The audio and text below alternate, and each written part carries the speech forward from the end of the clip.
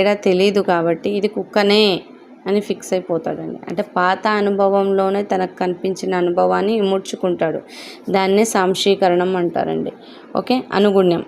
అనుగుణ్యం అంటే ఏంటి అండి? సాంశీకరణం తర్వాత జరిగే ప్రక్రియ అనుగుణ్యం అని చెప్తున్నారు. అనుగుణ్యాన్ని ఏమంటారండి?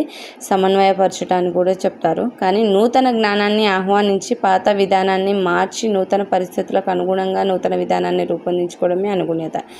మనం ఫస్ట్ సాంశీకరణంలో ఏం జరిగిందండి? ఏదైతే ఒక పాత జ్ఞానాన్ని కొత్త అనుభవాన్ని తీసుకున్నాడో దాన్ని పాత అనుభవంతో పోల్చి ఇది పాత అనుభవమే అని ఆ జ్ఞానాన్ని పాత జ్ఞానంతో ఇముడ్చుకుంటే అది సాంశీకరణం అండి.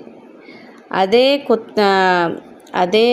కొత్త జ్ఞానాన్ని ఓహో ఇది పాత జ్ఞానం కాదు, ఇది కుక్క కాదు, ఇది నక్కనే అని తనకు తాను డిసైడ్ అయితే మాత్రం అనుగుణ్యత అంటారండి. సో డిఫరెన్సెస్ అంటే నేను చెప్పిన ఎగ్జాంపుల్ మీకు అర్థం అవ్వడం కోసం చెప్తున్నానండి. మీరు వేరే రకంగా తీసుకోవద్దు. సింపుల్గా అర్థం అవ్వాలి అని చెప్తున్నాను. నార్మల్గా కొత్త జ్ఞానాన్ని పాత జ్ఞానంలో ఇముడ్చుకుంటే సాంశీకరణం అండి. అదే పాత జ్ఞానాన్ని చూసి తర్వాత కొత్త జ్ఞానాన్ని చూసి పాత జ్ఞానంతో పోల్చి ఓకే ఇలా డిఫరెంట్గా ఉంటుంది అని కొత్త జ్ఞానంతోనే అలవాటు పడిపోతే అది అనుగుణ్యత అండి. ఓకే, నెక్స్ట్ వచ్చేసి మీకు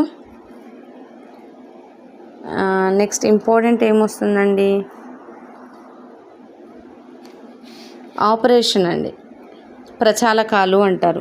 ఇందులో మీకు కనిపించట్లేదండి నాకైతే.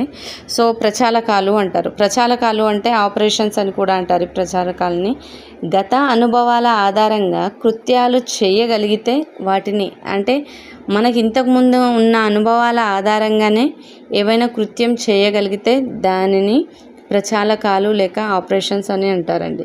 ప్రచాలకాలు లేదా ఆపరేషన్స్ అని కూడా అంటారండి. ఇది చాలా ఇంపార్టెంట్.